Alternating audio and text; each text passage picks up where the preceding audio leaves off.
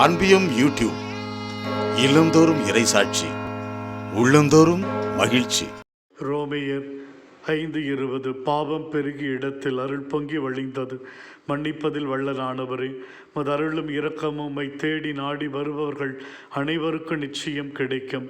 எங்கு பலவீனம் உள்ளதோ அங்கு மது பலம் செயல்படும். எங்கு வலுவின்மை உள்ளதோ அங்கு முடி வல்லமை சிறந்தோகும். புனித பவுல் தன் பலவீனத்தையும் வலுவின்மையும் உணர்ந்துதான் நீர் தருமருள் எனக்கு போதும் என்று துணிவோடு அவர் சொல்லுவார்.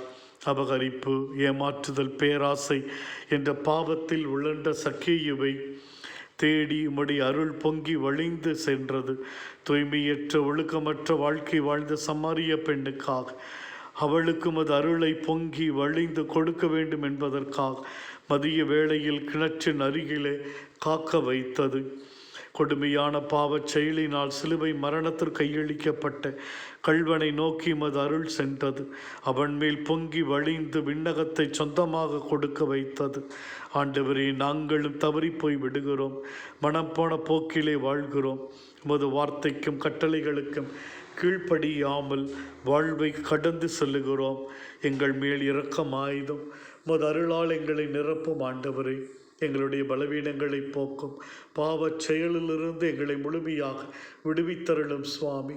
பரிசுத்தமான வாழ்க்கை வாழ உம்முடைய அருள் எங்களை தாங்கி வழிநடத்தும்படியாக வேண்டுகிறோம். இந்த அன்பியம் யூடியூப் சேனலை நீங்கள் ஷேர் பண்ணுங்க, சப்ஸ்கிரைப் பண்ணுங்க, லைக் பண்ணுங்க. Wish you all the best.